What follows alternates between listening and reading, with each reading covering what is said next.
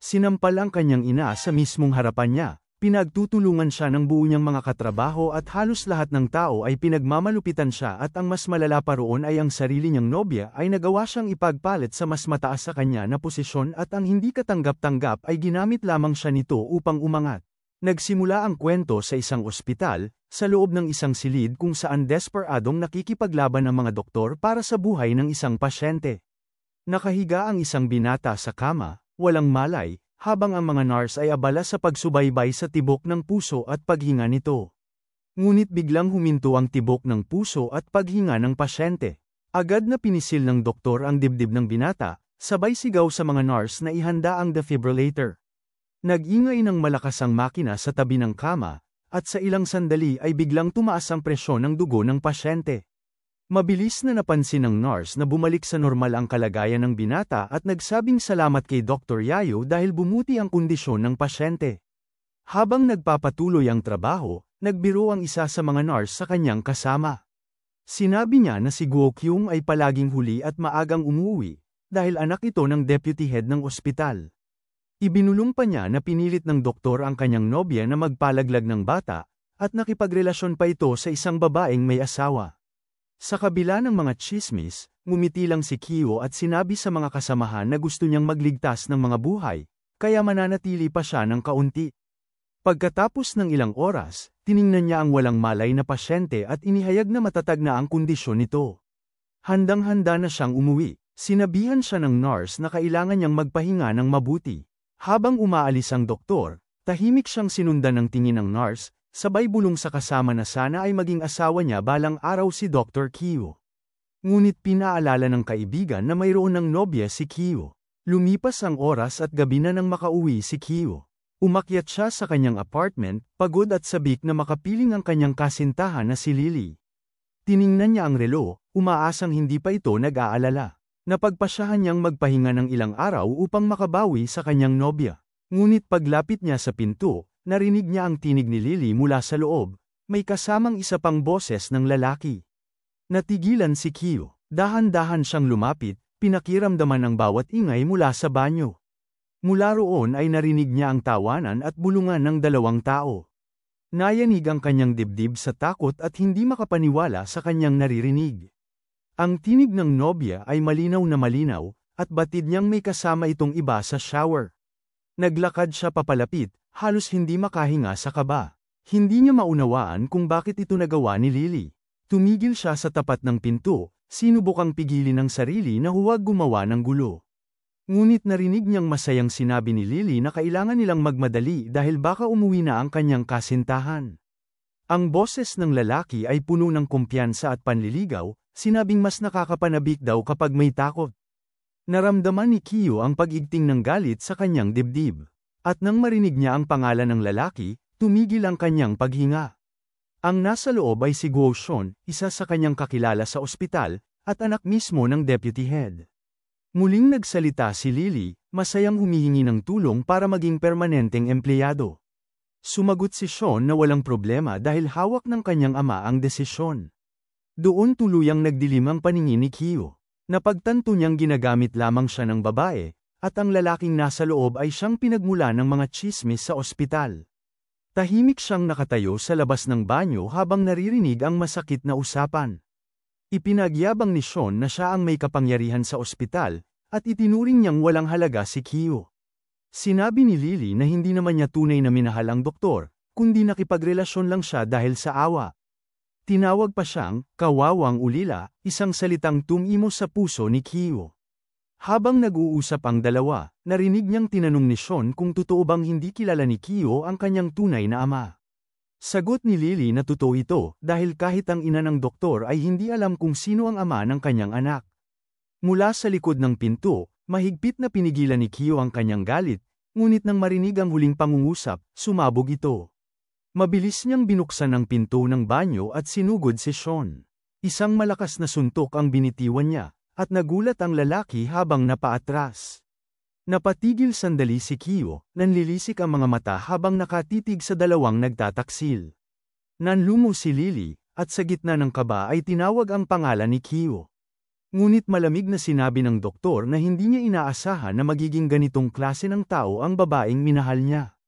Nagmamadaling nagsuot ng tuwalya si Lily, sabay sabing hindi niya kailanman mamahalin ang isang tulad ni Kyo. Idinagdag pa niya na sa 2 taon ng kanilang relasyon, ang tanging regalo lang na natanggap niya ay isang lumang Pulse Heiress, isang pamana mula sa pamilya ng doktor. Tinanggal ni Lily ang Pulse Heiress mula sa kanyang kamay at itinapon ito sa sahig. Sinabi niyang tapos na ang lahat at maghihiwalay na sila. Tahimik lang si Kyo, pinagmamasdan ng Pulse Heiress na minsan ay naging simbolo ng kanilang pag-ibig. Hindi niya maunawaan kung kailan nagbago ang babae sa kanyang harapan. Ngunit sa halip na humingi ng tawad, lumapit si Sean at ngumisi. Tinulak niya si Kyo at tinanong kung gusto pa nitong ipagpatuloy ang laban. Sumagot ang doktor na may galit sa tinig, sabay isang malakas na suntok sa mukha ng lalaki. Tumilapon ang ngipin ni Sean, at napasigaw ito sa sakit. Galit na sinugod siya ni Sean, hinawakan ang kanyang mukha at sinigaw na babalikan siya nito. Sa isang mabilis na galaw, tinadyakan siya ni Sean ng ubos lakas, dahilan para bumagsak siya sa sahig. Hindi pa ito nakontento at marahas na tinapakan ang kamay ng doktor, pinilipat iyon hanggang sa marinig ang tunog ng nabaling buto. Napasigaw ng malakas si Kyo sa matinding sakit, ngunit walang awa ang kalaban.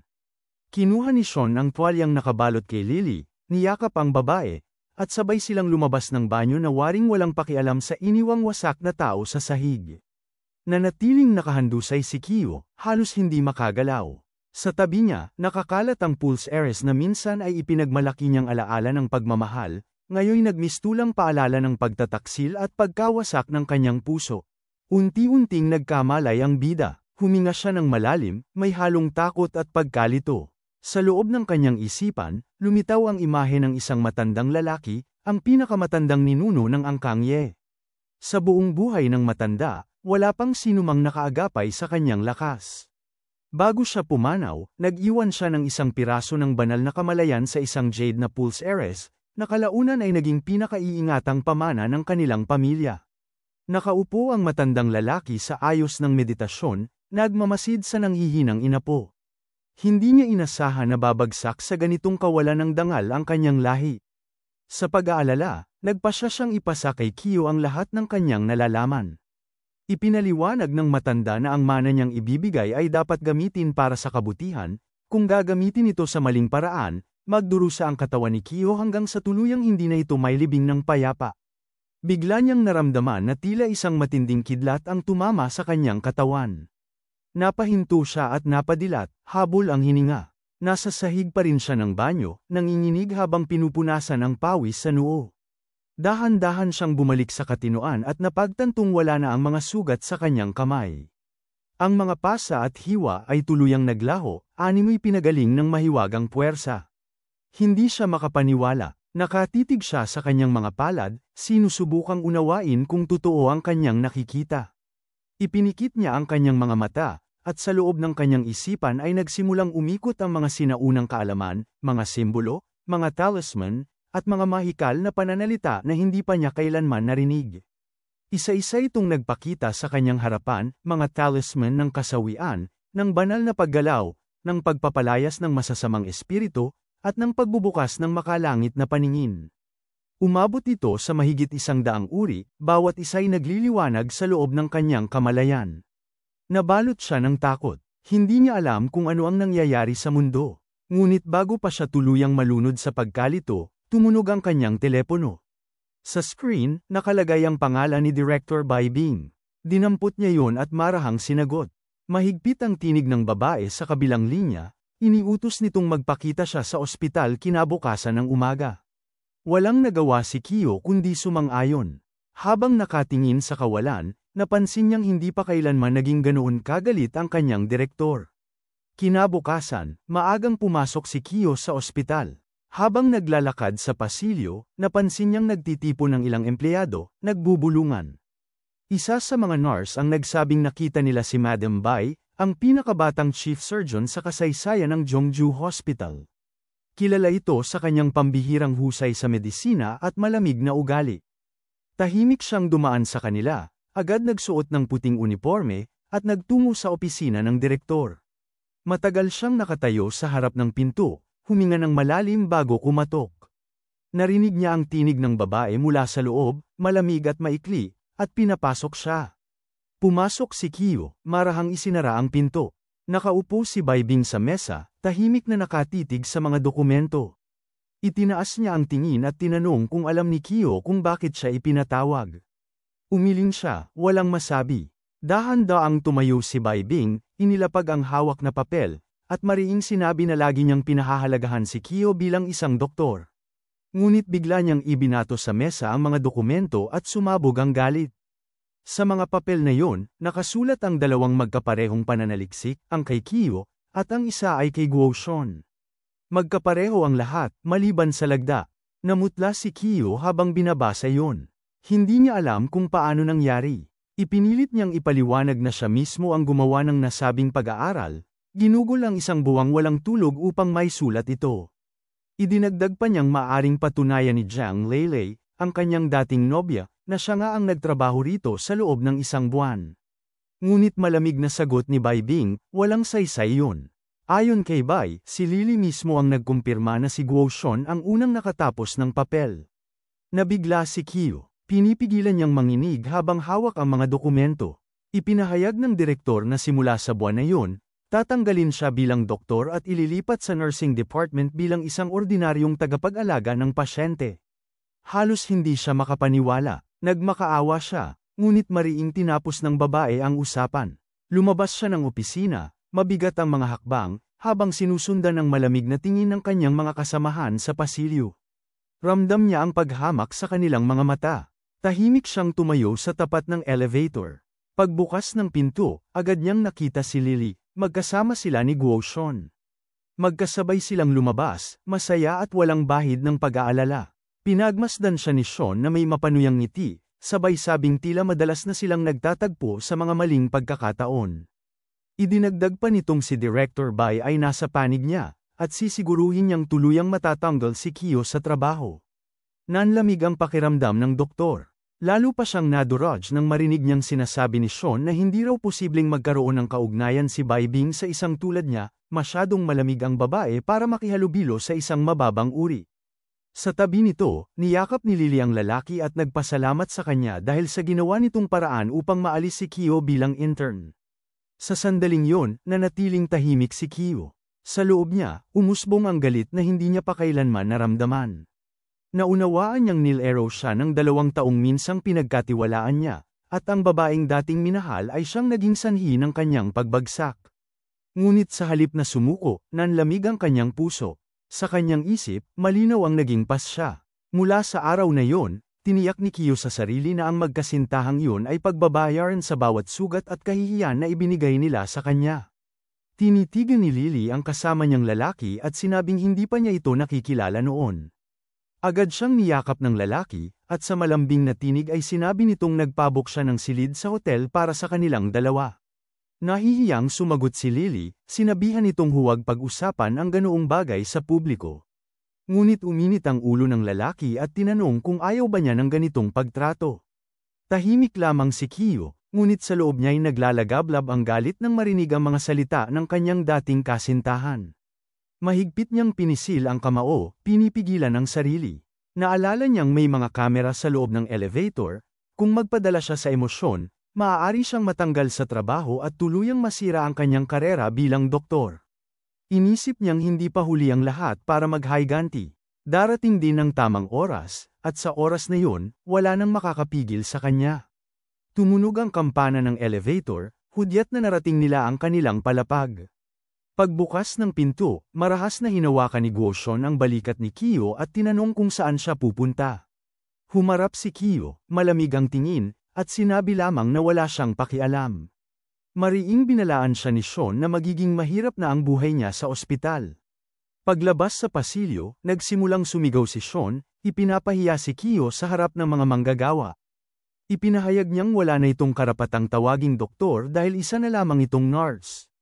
Ipinakalat niyang ninakaw umano ni Kyo ang kanyang thesis para makakuha ng promosyon, at pagkatapos ay sinaktan siya para palabis ang biktima. Tumigil ang lahat ng nasa pasilyo, pinagmamasdan ang eksenang nagaganap. Ibinulalas ni Sean na dapat noon pa tinanggal sa ospital si Kyo. Hinikayat pa niyang magreklamo ang lahat ng pasyente laban sa kanya. Isang manggagawa ang nagsabi na ang Jeongju Hospital ay isa sa 3 pinakamahusay sa buong bansa, kaya't hindi siya makapaniwala kung paano nakapasok ang ganitong klaseng tao sa kanilang hanay. May isa pang babaeng doktor ang nagsabing nandidiri siya dahil nakatrabaho pa niya si Kyo noon. Nanginginig sa galit ang binata. Ramdam niyang bumibigat ang bawat salita ng paninira laban sa kanya. Ngunit bago pa siya makapagsalita, muling sumigaw si Sean at tinawag siyang ulilang kalahati, anak ng isang babaeng walang asawa.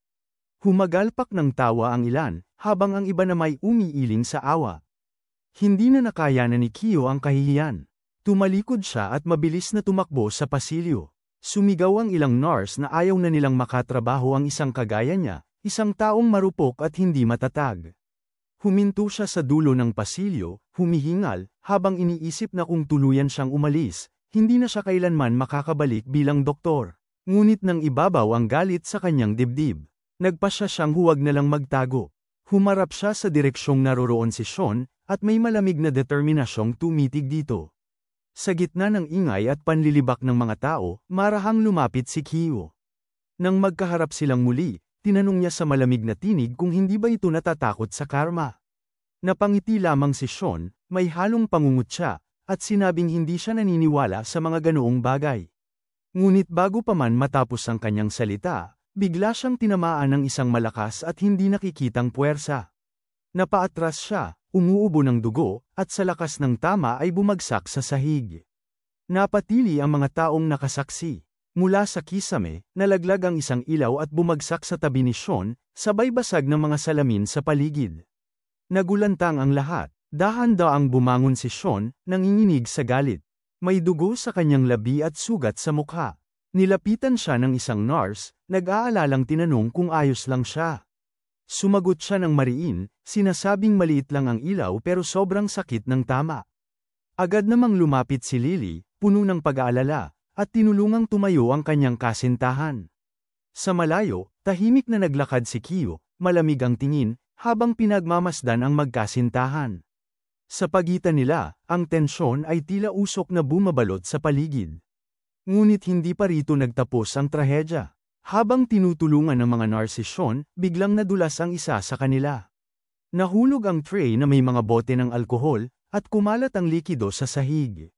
Sumigaw si Sean nang malakas ng dam-ay kitang alkohol sa kanyang balat, at agad siyang natamba, umiiyak sa sakit.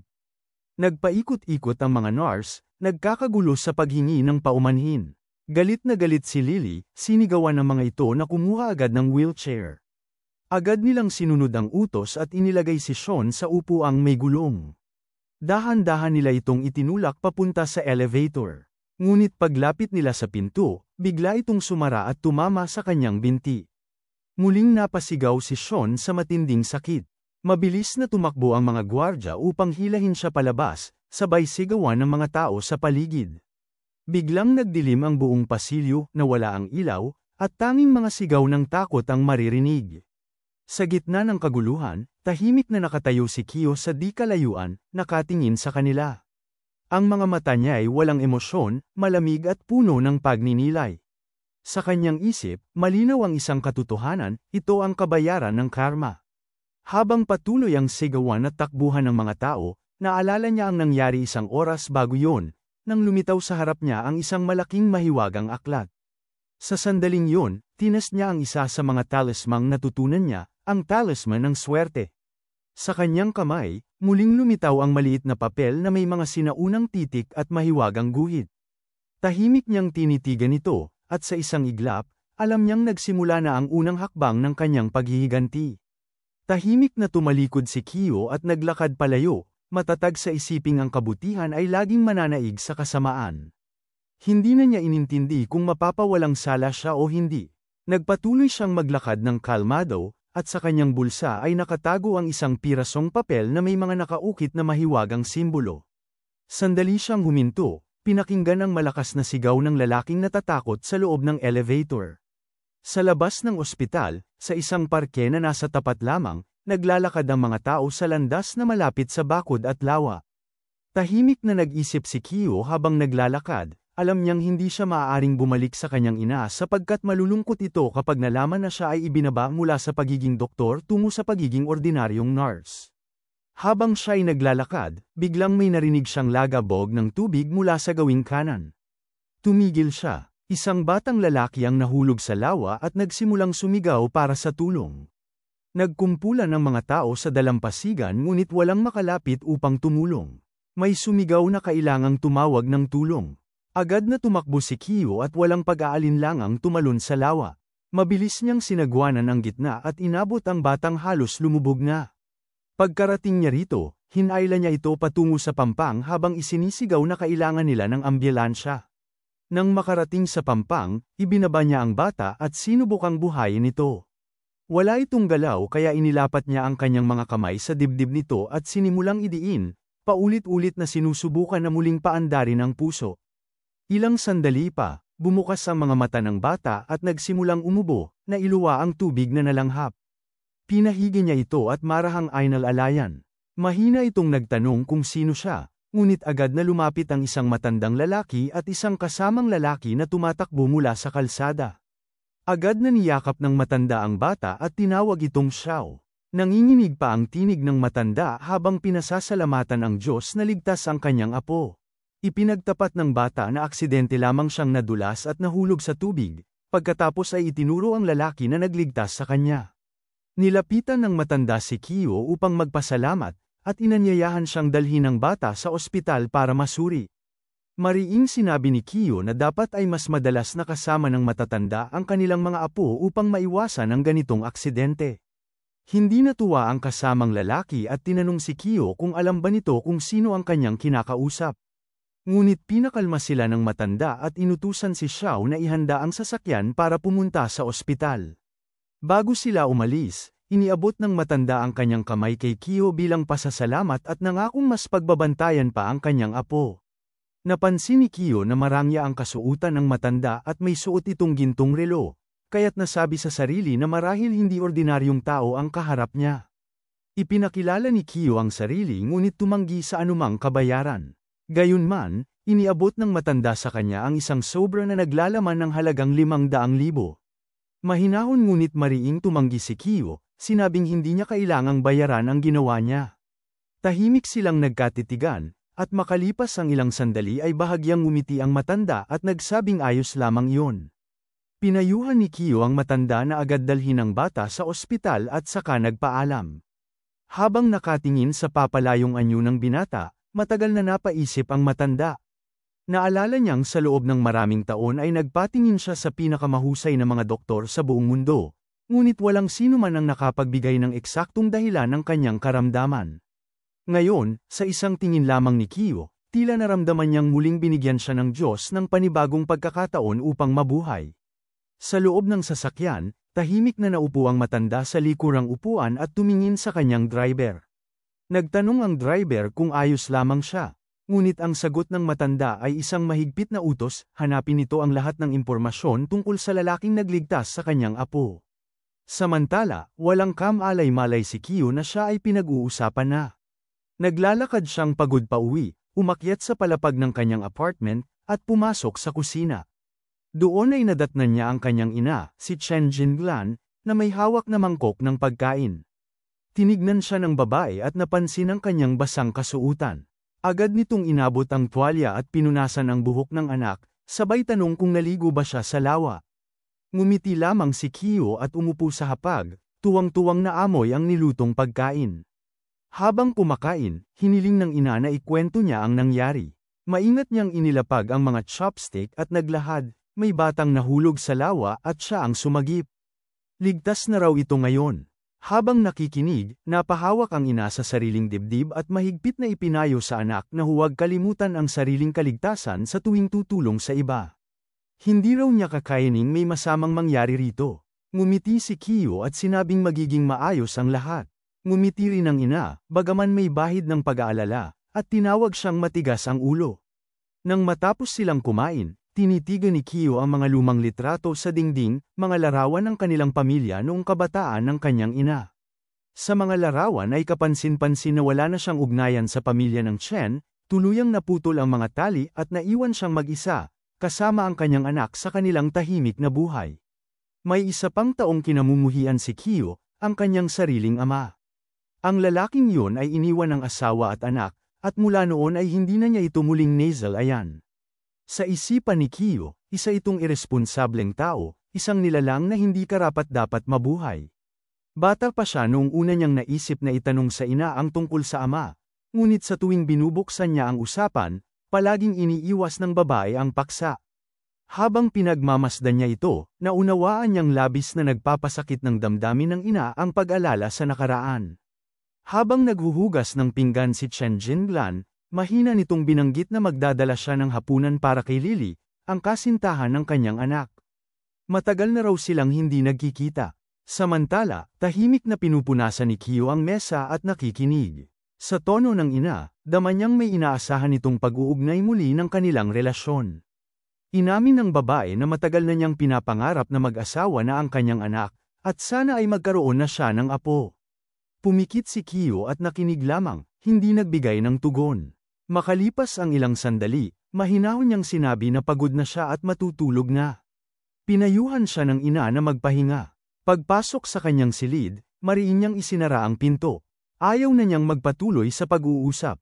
Humiga siya sa kama at tinakpan ng mukha ng kamay. Habang nakapikit, muling bumalik sa isip niya ang imahe ni Lily, ang pagtataksil, ang mga salitang nag-iwan ng sugat sa kanyang loob. Naunawaan niyang hindi niya alam kung paano ipapaliwanag sa kanyang ina ang lahat ng nangyari.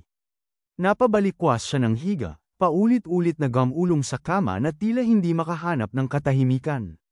Hanggang sa maalala niya ang mahiwagang aklat, ang Maan Encyclopedia of Talisman. Naengganyo siyang buksan ito, umaasang may kapangyarihang makatutulong upang malimutan ang pait. Naisip niyang kung hindi siya makatulog, mas mabuting gawin na lamang ang isang bagay na kapaki-pakinabang.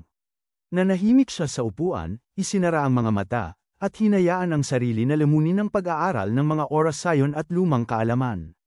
Lumipas ang buong magdamag nang hindi siya nakatulog, at pagsapit ng umaga ay nakahiga pa rin siyang nakatitig sa kisame. Nang mapansin niyang 8:00 na ng umaga, mabilis siyang nagbihis at nagpaalam sa ina. Ngumiti ito at sinabing tila pa rin siya ng sigla kahit walang pahinga. Pagdating niya sa ospital, nagtungo siya agad sa departamento ng mga pasyente. Lumapit siya sa isang nurse upang tanungin kung ano ang nangyari. Ipinaliwanag ng nurse na ang pasyente sa silid 300 at isang ay sumailalim sa operasyon sa binti, ngunit hindi pa rin ito masaya sa resulta. Mahigpit na inutusan si Kyo na siya ang magbantay roon sa araw na yun at agad pumunta sa intensive care unit. Pagpasok niya sa silid, magalang niyang binati ang pasyente, isang dalagang nakasuot ng piyama.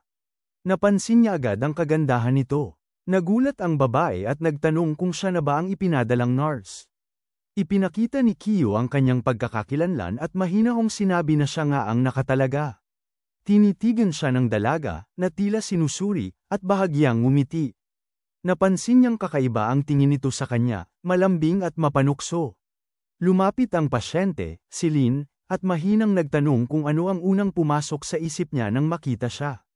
Napangiti si Kyo at magalang na sinabi na napakaganda ng dalaga. Tumayo si Lin at inilapat ang mga kamay sa balikat ni Kyo, saka marahang lumapit pa. Sa kilos nito, tila sinusubukan ang kanyang reaksyon. Agad niyang itinulak ito ng marahan, pinayuhang manatiling nakahiga. Natawa ang babae, tinawag siyang mahiyain, at sinabing bihira siyang makakita ng ganitong uri ng lalaki. Sa mahinahong tinig, ipinaalala ni Kyo na kailangan niyang suriin ang sugat sa binti nito. Nagkunwaring nag-aalala si Lin, sinasabing ngayon pa lang sila nagkakilala at agad nang tungkol sa binti ang usapan. Ngunit mariin at propesyonal si Kyo. Maingat niyang inalis ang benda at sinuri ang tahi.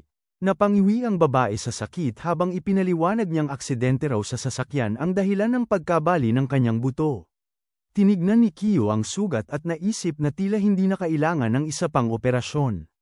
Ngunit iginiit ng dalaga na ayaw niyang manatili ang peklat dahil napakahalaga sa kanya ng itsura. Dumating ang doktor na si Van at tinanong ang lagay ng pasyente. Ngumiti si Lin at sinabing gama ng loob niya mula nang dumating si Kyo. Nang tanungin niya kung paano matatanggal ang peklat, ipinaliwanag ni Van na malaki ang sugat at kailangan pa ng ilang operasyon at mahabang gamutan, hindi ito matatapos sa loob ng 1 buwan. Nagulat ang babae at hindi makapaniwala. Ngunit kalmadong sinabi ni Kyo na gagamitin niya ang Maan Talisman, at sa loob lamang ng 1 linggo ay mawawala ang peklat. Nabigla si Van at agad na sumigaw, sinasabing isa lamang siyang nurse at hindi mangkukulam. Mariin itong ipinahayag na kung may mangyaring masama, ang ospital ang mananagot. Naghiyawan ang mga nurse sa paligid ngunit itinaas ni Lin ang kamay at hiniling na makinig muna sila kay Kyo. Maingat niyang sinabi na handa siyang subukan ito.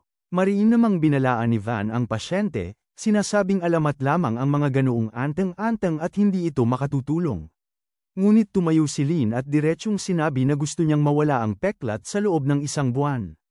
Sa loob ng silid ng mga VIP, nagpasya si Kyo na tulungan siyang maghilom, hindi bilang isang ordinaryong nurse, kundi bilang isang taong taglay ang hiwagang minana mula sa sinaunang kaalaman ng kanilang angkan.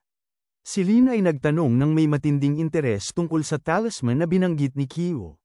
Ipinaliwanag ng binata na ang Maan Talisman ay isang uri ng tradisyonal na gamot na may kakaibang epekto. Nakaupo ang pasyente sa kama habang maingat na nakikinig. Tinanong niya kung gaano katagal ang proseso, at sinabi ni Kyo na aabutin lamang iyon ng 5 minuto. Lubos na nagulat si Dr. Van sa narinig, gayon din ang iba pang doktor na naroon, na hindi makapaniwala sa kakayahan ng binata. Tahimik na tumingin si Kyo sa gilid at inisip na siya ay ipinahamak ni Guo Shun. Sa malamig na tinig, sinabi ni Van na hindi lugar ang ospital para sa mga ilusyon o palabas. Ngunit bago pa siya makapagsalita pa, sumigaw si Lin at sinaway ang doktor. Ipinahayag ng babae na hindi dapat hadlangan ng sinuman ang taong nagsisikap tumulong. Tumugon si Van na isa lamang ordinaryong nurse si Kyo at hindi dapat pagkatiwalaan. Gayunman, nagpumilit si Lin at idineklara na si Kyo na lamang ang magiging nurse niya mula ngayon. Taimtim na nagpasalamat ang binata at inihanda ang kanyang sarili para magsimula. Itinaas ni Kyo ang kamay, at agad na kumislap ang liwanag sa paligid niya. Sa pagitan ng kanyang mga palad, unti-unting lumitaw ang isang maliwanag na bowl ang enerhiya. Ipinaabot niya yun sa binti ng pasyente at sinimulan ang proseso ng pagpapagaling gamit ang talisman. Muli siyang kinutya ni Dr. Van, na nagsabing mas nababagay si Kyo bilang aktor kaysa doktor. Isa pang kawani ng ospital ang nagbiro pa na dapat siyang pumunta sa Henan upang doon magtanghal ng Dragon Dance. Ngunit hindi na niya pinansin ang mga iyon at buong konsentrasyong pinagtuunan ang sugat ni Lin. Pagkalipas ng ilang sandali, bigla niyang ini-atres ang kamay at inalis ang talisman. Nagulat si Lin nang mapansin na naglaho ang peklat sa kanyang binti. Napatitig siya roon, hindi makapaniwala sa nakita. Maging si Van ay natigilan at hindi maipaliwanag ang mabilis na paggaling ng pasyente. Lumapit pa ito at sinuri ang binti ni Lin. Ngunit bago siya makapagsalita ay itinulak siya ng babae gamit ang paa. Mariin itong sinabi na maghahain siya ng reklamo sa ospital kung patuloy siyang manggugulo. Dahil dito, natakot si Van at nagpaalam na aalis na lamang siya. Lumapit siya sa pinto at tahimik na lumabas, kasunod ang mga katrabaho niyang nagmamasid pa rin sa himala. Sa pasilyo, hindi maiwasang pag-usapan ng mga nurse at doktor ang kakaibang pangyayaring nasaksihan. Habang sila ay nag-uusap, sumigaw si Van sa kanyang mga tauhan na tumigil at bumalik na sa trabaho. Sa loob naman ng silid, nakaupo si Lin sa kama at nakatingin kay Kyo nang may matinding kuryosidad. Hindi maintindihan ng binata kung bakit ganoon siya titigan ng pasyente, kaya inisip niyang baka may dumi o kakaiba sa kanyang mukha. Tiningnan siya ni Lin at tinanong kung namamaga ba ang kanyang mukha. Ipinaliwanag ni Kyo na normal lamang ang pamamaga matapos ang operasyon at mawawala rin yun sa loob ng 2 araw. Nagulat si Lin sa kanyang sinabi at muling pinagmasdan ang binata. Sa bahagyang pilyang tono, tinanong niya kung posible bang palakihin pa ang kanyang katawan. Ngumiti si Kyo at sinabi na maganda na siya at wala nang kailangang baguhin. Lalo itong napangiti sa sagot ng binata at inakala niyang nahihiya ito. Tumalikod siya at tawa ng marahan, habang sinasabi sa sarili na nakakatawa ngunit totoo ang pagiging inosente ng kanyang nurse. Inabot ni Lin ang kamay niya at ipinakilala ang sarili. Tiningnan siya ni Kyo at nasabi niyang akala niya ay ang pangalan ng pasyente ay Nymph Lin. Bahagyang napakunot ang noo ng babae at nagtanong kung bakit niya yun nasabi, ngunit agad din siyang ngumiti. Ipinaliwanag niya na tinatawag talaga siyang ganoon ng iba dahil sa kanyang mga mata. Tumugon si Kiyo na hindi yun totoo, at idinagdag niyang mas maganda pa ito kaysa sa anumang nymph. Bahagya siyang natawa at sinabing mahusay magbigay ng papuri ang binata. Ipinahayag ni Kiyo na yun ay paraan lamang niya ng pagpapasalamat sa tiwalang ibinigay sa kanya. Sinabi rin niya na nais niyang manatili bilang nurse nito upang matutukan ang kalagayan. Ngumiti si Lin at sinabing ipapakilala niya si Kiyo sa kanyang mga mayayamang kaibigan upang makahanap ito ng mas magandang oportunidad at malaking kita. Ngunit tumanggi ang binata at ipinaliwanag na gusto lamang niyang maging doktor, sapagkat iyon ang tunay niyang vocation, ang tumulong sa mga tao. Tahimik na tumingin si Lin sa kanya, saka ngumiti ng may ibang kahulugan. Sa banayad na tinig, sinabi niyang mula ngayon, siya na ang magiging pasyente at si Kiyo lamang ang kanyang pipiliing nurse. Nabigla ang binata, ngunit marahang nagpasalamat at tumugon ng may paggalang. Pagkatapos noon, tinanong ni Lin kung kailangan ba niyang pumirma ng anumang dokumento. Sinabi ni Kiyo na kukunin niya muna yon.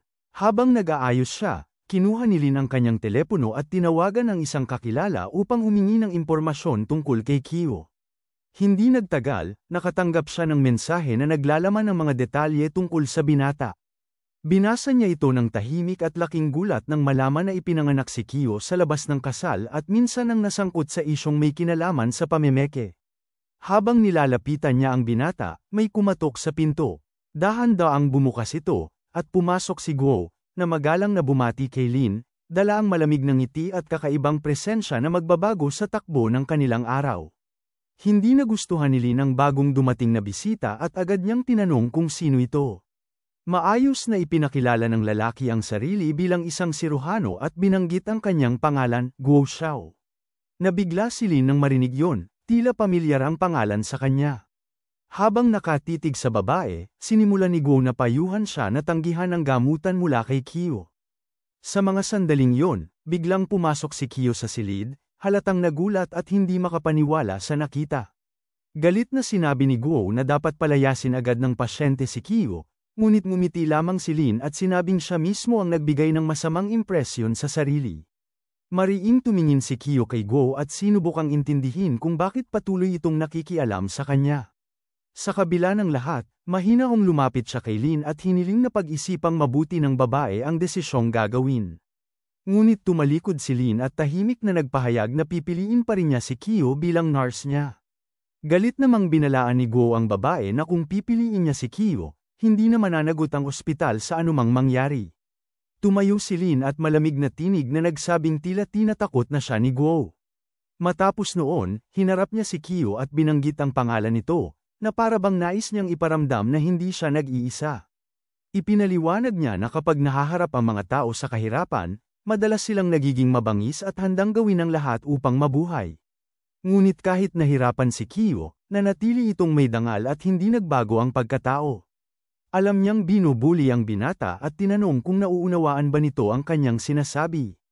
Tahimik lamang si Kiyo at tumango, tanda ng pag-unawa. Matigas ang titig ni Lin nang sabihin niyang halos lahat ng tao ay ginagamit si Kiyo. Ngunit sa halip na tumugon, tiningnan lamang ng binata si Guo, na nagmamasid ng may galit. Tila hindi na nakapagtimpi si Guo at muntik nang makapagsalita ng masama, ngunit bago pa yun mangyari, mabilis na itinulak ni Kiyo ang kamay nito at sinampal ng malakas sa mukha. Tumigil ang buong paligid sa sandaling iyon. Nang mabawi ang sarili, sumigaw si Guo at itinuro si Kiyo, galit na galit at nagsabing papatayin niya ito. Ngunit bago pa siya makagalaw, matalim na tinig ni Lin ang pumihil sa kanya. Ipinagbawal niyang itaas nito ang kamay sa silid ng pasyente. Lalo namang nagalit si Guo, tumitig kay Lin at sinabing wala itong ipinagkaiba sa kanila. Ngunit mariing sumagot si Lin, idiniin na wala siyang halaga kung hindi dahil sa kanyang ama. Napahinto si Guo at tila napahiya, ngunit bago siya tuluyang lumabas, nagbanta pa itong hindi makakalimot sa nangyari. Pagkaalis niya, lumapit si Kiyo kay Lin at mahinahong nagpasalamat. Sinabi ni Lin na dapat siyang gamaan ang loob matapos ipagtanggol ang sarili. Ngumiti si Kiyo at sinabing magaan nga ang kanyang pakiramdam. Tinanong niya kung iniisip ba ng babae na isa siyang mahina, ngunit ngumiti lamang ito at sinabing kabaligtaran, malakas siya.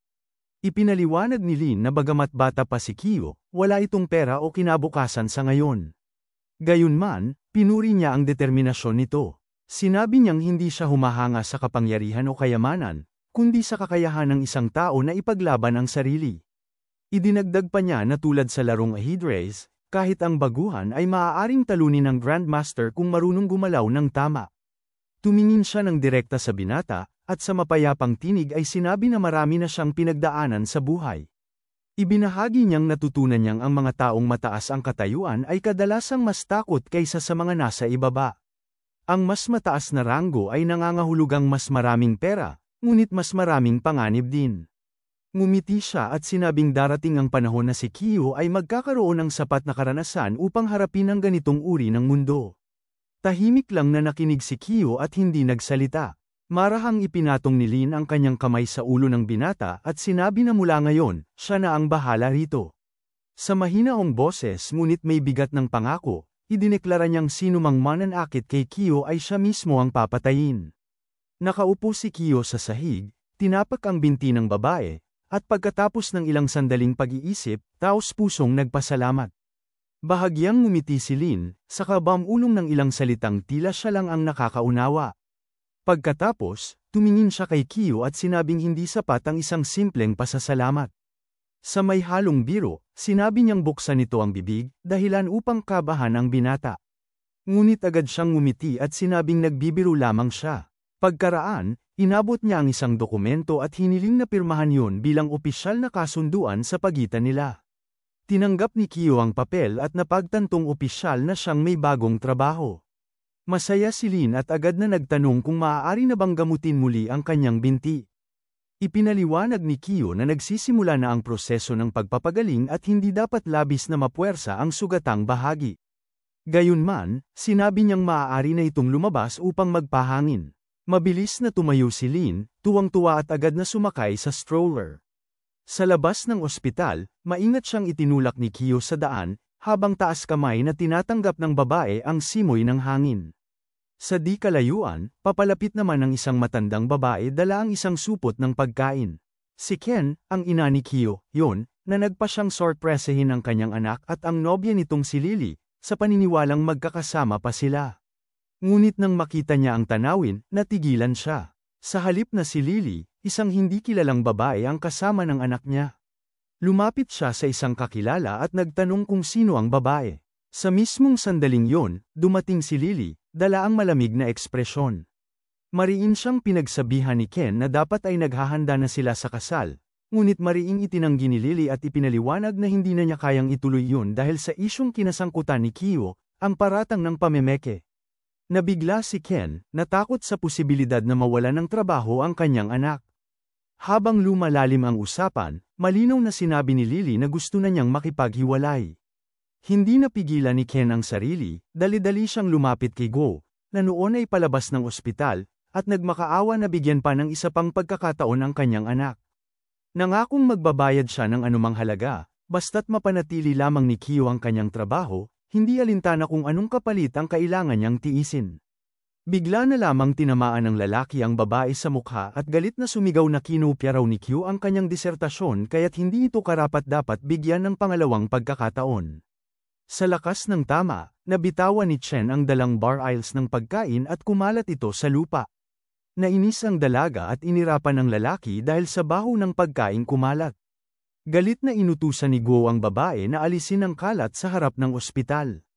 Takot na ipinaliwanag ng ginang na kailangang marinig muna ng lalaki ang paliwanag ni Q at buong paggalang siyang humingi ng paumanhin. Lumuhad siya sa harapan ng lalaki, desperadong nagmamakaawa para sa kanyang anak. Umaasang maibibigay pa rito ang isa pang pagkakataon. Mariing tinanggihan ni Guo ang paghingi ng tawad at walang pakundangang sinabi na hindi niya ito kailangan. Ipinaliwanag pa ni Chen na para ito sa kanyang anak ngunit hindi siya pinakinggan. Mabilis na tumakbo si Q papalapit sa kanyang ina, galit at nag-aalab ang damdamin. Hinawakan niya ito sa balikat habang patuloy itong nagmamakaawa para sa anak. Tumindi ang galit ng binata at tinitigan ng lalaki ng may halong puot at hinanakit. Sa biglang bugso ng damdamin, sinunggaban ni Q ang lalaki sa leeg at tinanong ng may galit kung bakit niya pinaluhod ang kanyang ina. Nang inig sa takot ang babae at sinubukang awatin ang anak, ngunit lalo pa itong uminit. Pasiga niyang sinabi na kaya niyang patayin si Guo sa harap ng lahat. Tahimik ngunit mariin ang titig ni Q habang pinipigilan ang sarili, ngunit hindi ito nakinig sa kanyang ina na nagsusumamo na bitawan ang doktor. Sa gitna ng kaguluhan, mariing sinabi ng babae na kaya siyang iligtas ni Dr. Guo, ngunit tila wala nang pakialam ang anak. Tahimik na bumagsak ang lahat ng ingay nang tumigil si Q, nanlilisik pa rin ang mga mata habang tinititigan ang lalaki.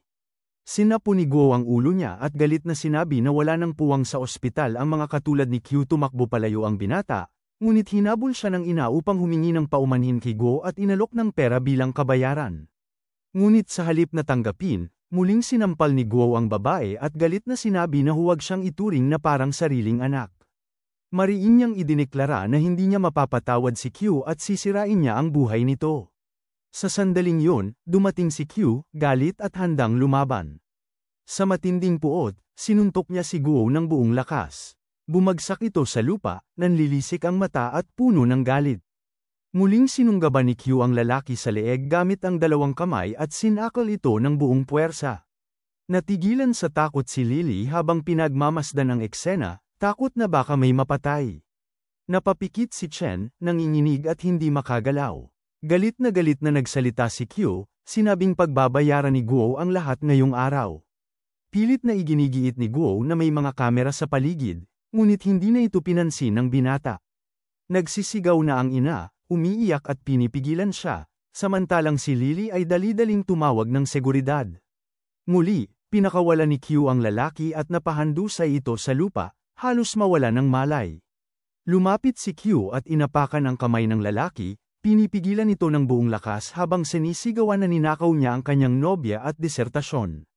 Umiiyak sa galit, hinayla niya sa damit ang lalaki at sinabing nilapastangan nito ang kanyang ina. Sa galit, itinulak niya si Guo at bumagsak ito sa sahig. Sa mahigpit na tinig, inutusan niya itong humingi ng tawad, ngunit mariin itong sinabi na hindi siya luluhod sa harap ng isang matandang babae. Lalong nagngit-ngit si Q at nagbanta na maaari niyang kitlin ang buhay nito sa oras na yon. Sa galit, sinuntok niya uli si Guo ng buong lakas. Ngunit bago pa niya maituloy ang pananakit, may isang boses na malakas na sumigaw ng, "Tama na." Napalingon si Q at nakita si Direktor Bai na papalapit, galit na galit at mariing inutusan siyang huminto. Agad na lumapit si Lily sa direktor at nakiusap na iligtas si Guo. Nilapitan siya ng direktor at sinabing kung hindi siya titigil, mas lalo niyang pahihirapan ang sariling ina. Hinawakan ng babae ang balikat ni Q at mahigpit na sinabing bitawan niya ang doktor. Dahan-dahan niyang binitiwan si Guo at itinapon ito palayo sa sahig. Humarap siya sa ina, hawak pa rin sa balikat nito, at mariing sinabi na kung muling gagalawin ni Guo ang kanyang ina, walang matitirang buhay sa katawan nito. Dahan-dahan namang tumayo si Guo, duguan at nanginginig sa galit, at mariing tinanong ang direktor kung bakit pinabayaan niyang makaligtas ang lalaking muntik na siyang patayin. Lumapit si Direktor Bai at hinawakan ang damit ng lalaki. Mariin niyang sinabi na hindi sa kanya ang disertasyon at huwag siyang magpanggap. Pagkatapos, lumingon siya sa mga tauhan at inutusan silang huwag magpakalat ng tsismis. Galit ang titig niya kay Q, saka malamig na sinabing kailangan nila munang mag-usap. Ilang sandali pa, nasa loob na ng opisina si Direktor Bai. Nakaupo siya sa mesa, tahimik ngunit mabigat ang tinig habang sinasabing hindi niya alam kung ano ang gustong patunayan ng binata. Humingi ng tawad ang ina ni Q sa direktor dahil sa abalang dulot ng nangyari. Ngunit bago pa siya matapos, sumingit si Ko at sinabing hindi dapat nakikialam ang direktor sa alitan nila. Ipinaalala pa niya na pagmamay-ari ng pamilya Guo ang ospital. Kalma ngunit mariing tumugon si Bai, sinasabing tungkulin niyang pangalagaan hindi lamang ang mga pasyente kundi pati na rin ang mga taong nasa paligid nila. Tinitigan siya ni Q, puno pa rin ng tensyon, at malamig na sinabing ayaw niyang ipagtanggol siya nito. Sa gitna ng katahimikan, mahinaong nagsalita ang ina ni Q. Nagpasalamat siya sa direktor sa pagsagip sa anak at sinabing dapat na harapin ng binata ang sarili nitong problema. Idinagdag niyang sapat na itong matanda upang akuin ang lahat ng kasalanan at ayusin ang sarili. Ngunit bago pa matapos ang usapan, biglang may malakas na kalabog sa pinto. Sa isang iglap, bumukas ito ng marahas. Lahat ay napalingon sa direksyon ng ingay. Sa pasukan, pumasok ang isang lalaking may matinding presensya, si Guo Doden, ang ama ni Guo at vice-presidente ng Zhongju Hospital. Galit na pumasok si Doden sa silid at agad na hinarap si Direktor Bai. Mariin niyang tinanong kung may respeto pa ba ito sa batas, saka inakusahan ng bida na halos mapatay sa bagbog ang isang tao. Malamig at mapanambat ang tinig niya habang sinasabing inaakala raw ng direktor na pag-aari nito ang ospital. Tumayo si Bai, mariing ipinahayag na hindi siya mananahimik dahil alam niyang si Q ay isang mahusay na siruhano at hindi karapat-dapat maparusahan ng walang sapat na dahilan. Ngunit matigas ang tindig ni Doden. Sa mabigat na tinig, sinabi niyang walang lugar sa medisina ang isang magnanakaw ng ideya. Dagdag pa niya, hindi kailanman katanggap-tanggap ang dahas mula sa isang doktor. Natahimik si Bai, piniling makinig habang patuloy ang lalaki sa kanyang paninita. Itinuro ni Doden ang daliri kay Q at mariing idineklara na ni hindi ito karapat-dapat maging isang matinong tao. Pagkatapos ay sumigaw siya sa mga gwardya at inutusan silang alisin si Q sa ospital. Ngunit bago pa sila makalapit, mabilis na humakbang si Q at pinigilan si Direktor Bai. Mahinahon ngunit matatag niyang sinabi na siya na mismo ang haharap sa sitwasyon at maaari siyang pagkatiwalaan. Nakatitig lamang ang direktor sa kanya, halatang nag-aalala ngunit walang nasabi. Sumugod ang mga gwardya upang dakpin siya, ngunit mabilis na kumilos si Q sa loob ng ilang sandali, nagtagumpay siyang labanan ang mga ito gamit ang sariling lakas. Habang nagaganap ang kaguluhan, narinig ang ugong ng isang mamahaling sasakyang paparating. Huminto ito sa tapat ng ospital at bumaba ang isang lalaking nakasuot ng itim na suit. Siya ay si Xiao Yun, ang personal na tagapagtanggol ng tinaguriang Dragon King. Pagpasok pa lang niya sa gusali, agad siyang binati ng mga nurse at mga kawani, at sa gitna ng bulong-bulungan ay mabilis na kumalat ang balitang dumating ang executive director na si Zhao. Habang pinagmamasdan ng lahat, lumapit si Xiao sa gitna ng komosayon. Natahimik ang paligid. Si Q naman ay huminga ng malalim at lumapit sa kanyang ina, sinasabing kailangan na nilang umalis sa ospital. Sa paglapit ni Xiao, ngumiti ito ng bahagya at sinabing matagal na silang hindi nagkikita. Magalang na bumati si Q, ngunit sinabi rin niyang hindi na siya nagtatrabaho roon at uuwi na lamang kasama ang kanyang ina. Tahimik na tinitigan siya ni Xiao, halatang hindi nasisiyahan sa narinig. Ang mga empleyado ay nagkatinginan, nagtataka kung sino ang bagong dating na tila may mataas na katungkulan. Sa gitna ng tensyon, lumapit si Doden at nagtanong kung bakit hindi siya sinabihan sa pagdating ni Xiao. Mariin itong sinabi na nagdulot ng kaguluhan si Q sa ospital. Ngunit malamig ang sagot ni Xiao, tinatanong kung buhay pa ba ang anak ni Doden. Natigilan ang lalaki at hindi makasagot. Sa galit, idineklara ni Xiao na kung buhay pa naman ito, wala raw dahilan upang magkaroon ng problema. Pagkatapos ay humarap siya kay Q at mahinahong sinabi na nais siyang imbitahan ng Dragon King sa kanyang tirahan. Nabigla si Doden at hindi makapaniwala kung bakit isang tulad ni Q ang maiimbitahan ng isang makapangyarihang tao. Maging si Guo ay hindi makaintindi kung paano nagkaroon ng ugnayan si Q sa tinaguriang hari ng ilalim ng lungsod. Ilang oras ang lumipas at nakasakay na si Q sa kotse kasama si Xiao. Habang binabagtas nila ang mabundok na kalsada, tinawagan niya ang ina upang ipaalam na siya ay maantala. Habang nakatingin sa daan, tahimik niyang pinagmasdan ang mga kasamahan ni Xiao, mga lalaking may malamig na titig at tikas na hindi ordinaryo. Sa isip niya, batid niyang mga taong sanay sa panganib ang mga ito. Hindi nagtagal, nagtanong siya kung ano ang pakay ng tinaguriang Royal Dragon. Ngunit napalingon ng driver at mariing sinabing hindi dapat basta-basta binabanggit ang pangalang yon. Lahat ng kailangang malaman ni Q ay malalaman niya sa mismong lugar. Sa inis ng tinig, tinawag ni Xiao ang binata na Mangmang, at ipinaliwanag na si Longan Q, na kilala bilang Royal Dragon, ang hari ng mundo sa ilalim ng lungsod.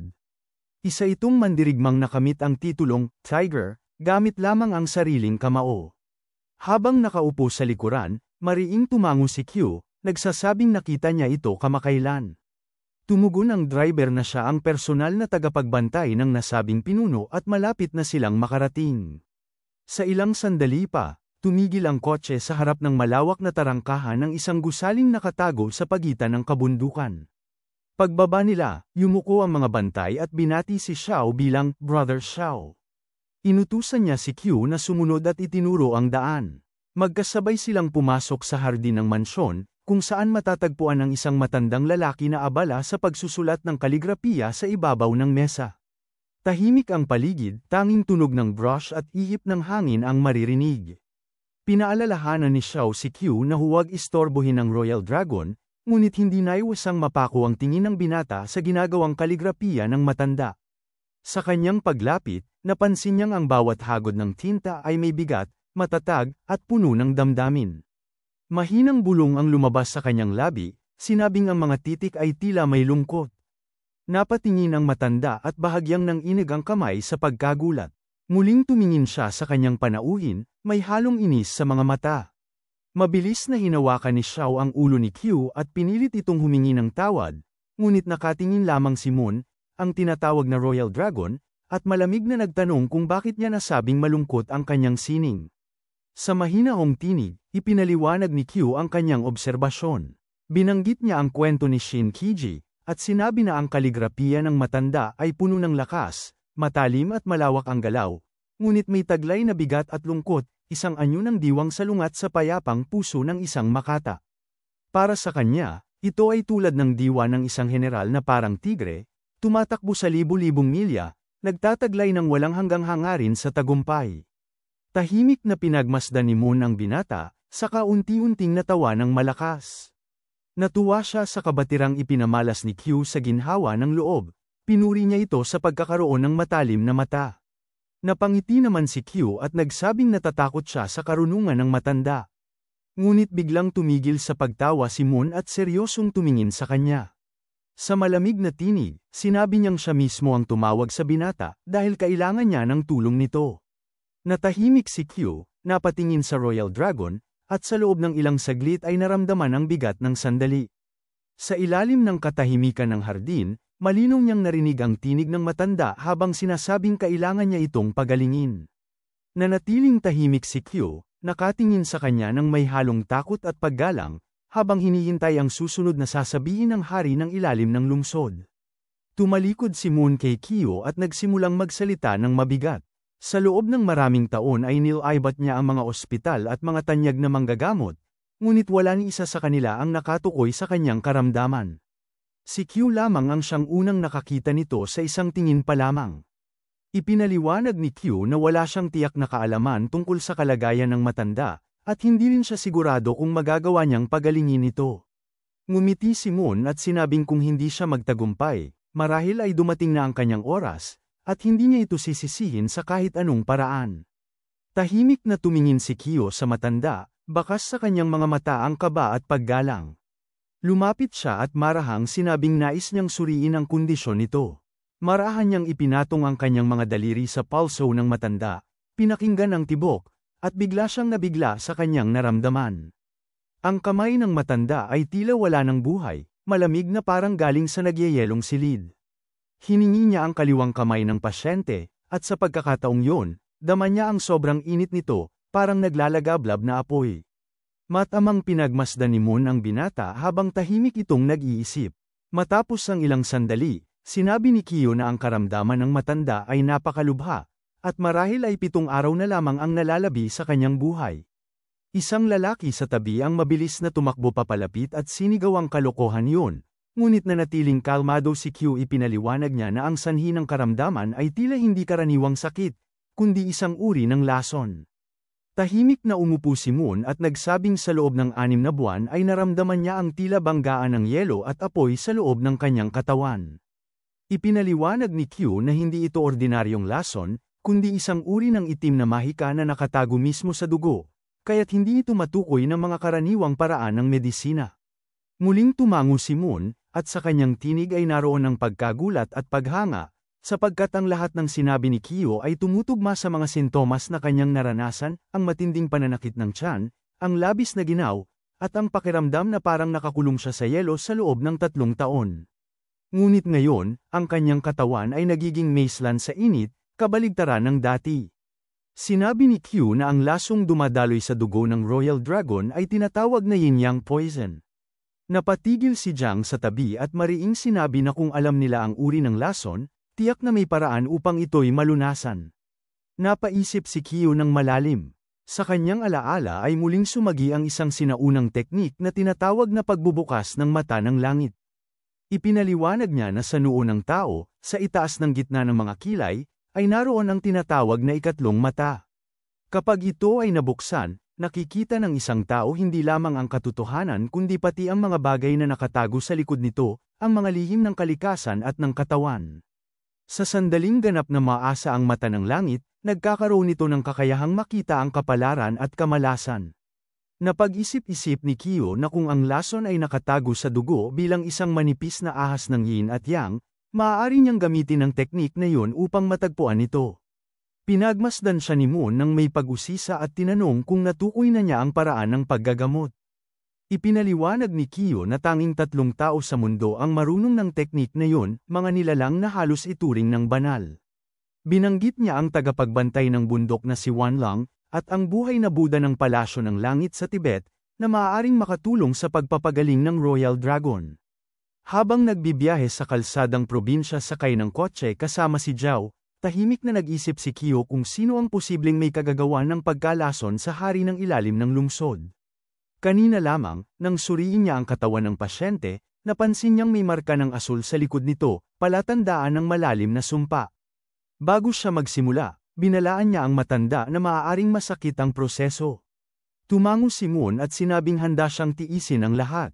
Huminga ng malalim si Kyo at inihanda ang kanyang mga kagamitan. Mula sa kanyang dala ay kinuha niya ang isang napakalaking karayom, at isa-isang tinusok sa mga tiyak na punto ng katawan ng pasyente. Habang ginagawa ito, napansin niyang may kakaibang galaw ng enerhiya sa mga meridian ng matanda. Bigla siyang tumigil at itinaas ang kanyang kamay. Sa isang mabilis na galaw, pinaandar niya ang 9 na punto ng Minma Needle. Umikot ang enerhiya sa katawan ng pasyente na parabang may liwanag na damaloy sa mga ugat nito.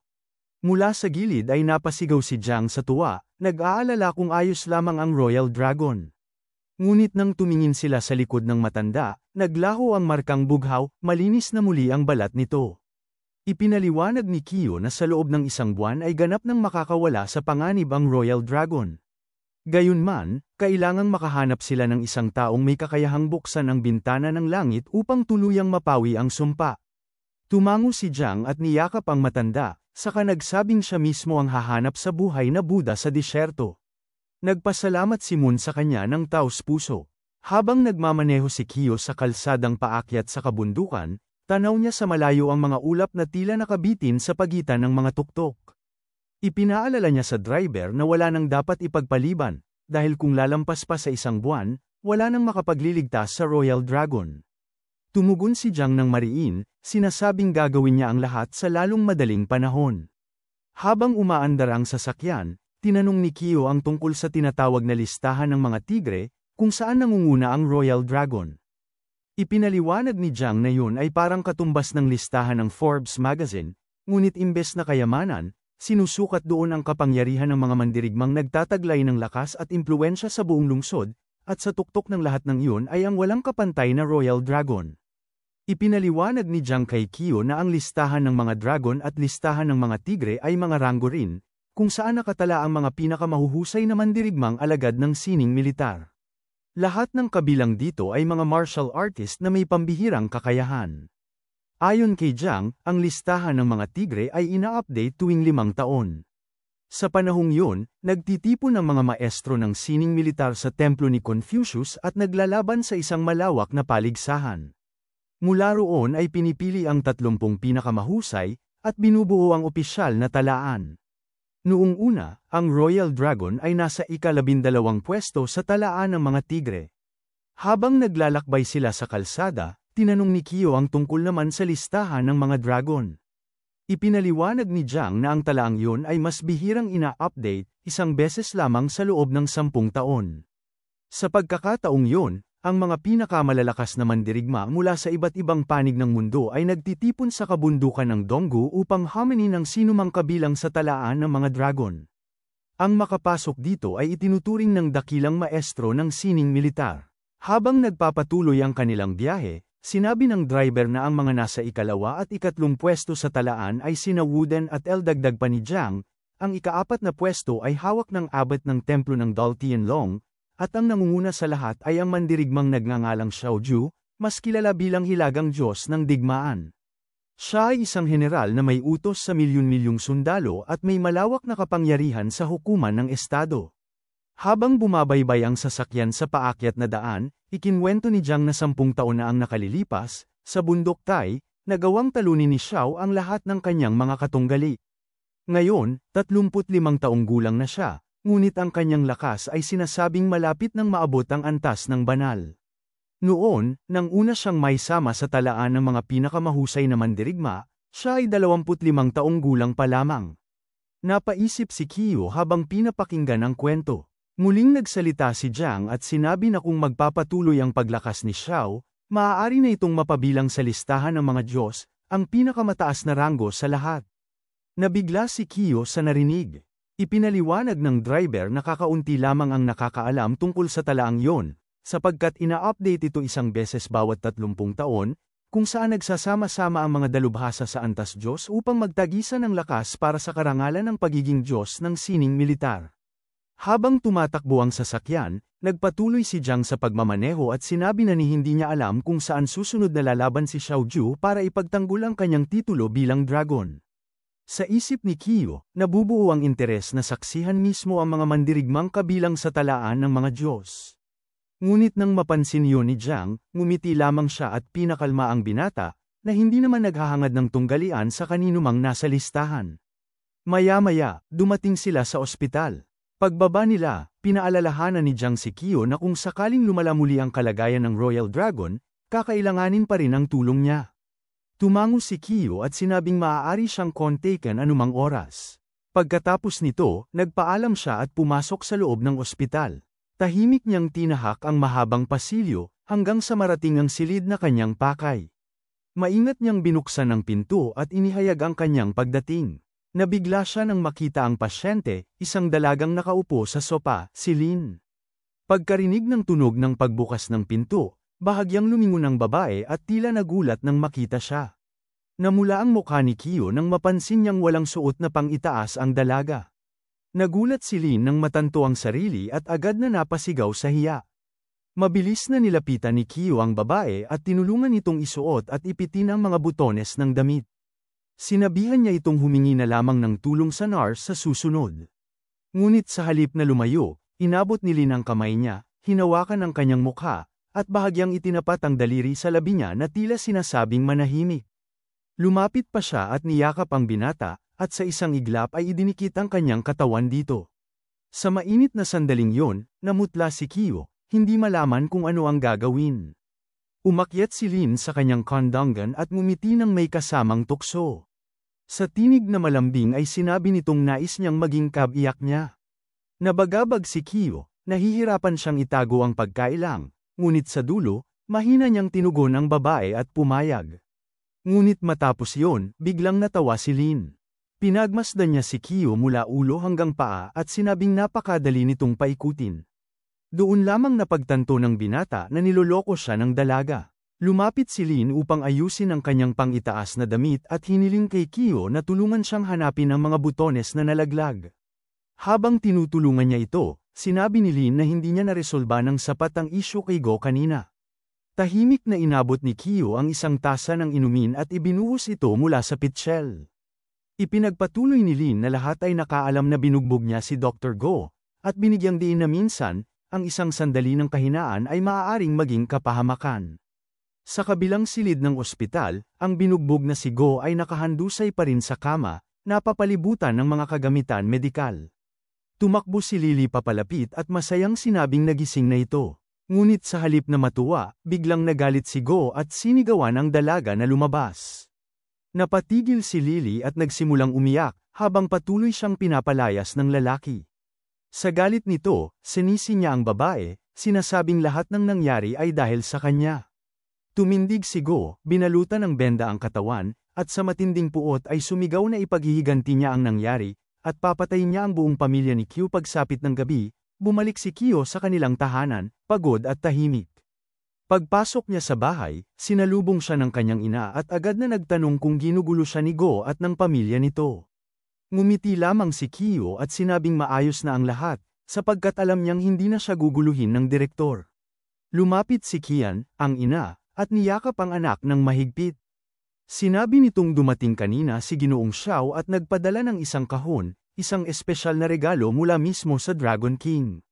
Tiningnan ng bida ang kahon na ipinadala sa kanya at agad niya itong binuksan ng may kasab-ikan. Sa loob nito ay natagpuan niya ang 100 taong gulang na ligaw na ginseng. Napagtanto niyang napakamahal ng ganitong uri ng ugat, isang kayamanang handang ipagpalit ng kahit sinong mandirigma.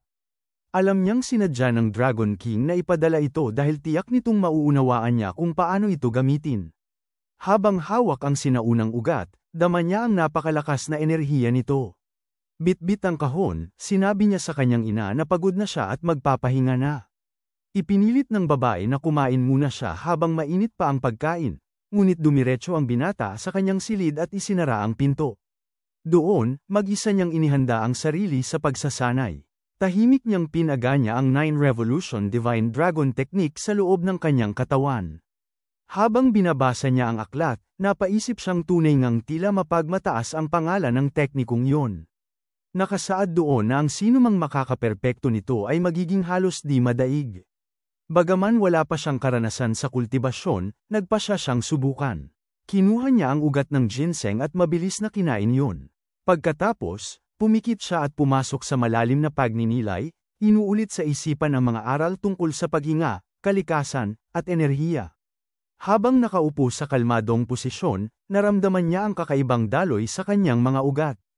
Sa sandaling yun, parang dinala siya sa gitna ng kalikasan, sa ilalim ng maliwanag na kalangitan, naliligid ng hangin at liwanag.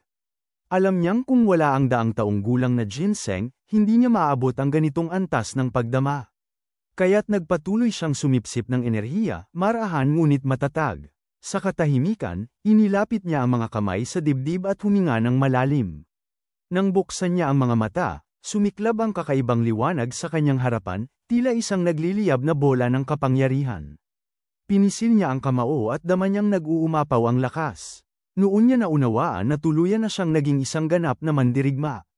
Sa loob ng kanyang isipan, sumiklab ang pagnanais na gantihan ang lahat ng nanghamak sa kanya. Kinabukasan, dumating siya sa ospital upang magtrabaho. Hanggang dito na lang muna mga bossing. Kung gusto mong subaybayan ang kwentong ito, mag-like, comment, at subscribe at i-hit mo na rin ang notification bell para ikaw ang unang makapanood pag may bago tayong upload. Kita-kits sa susunod mga boss.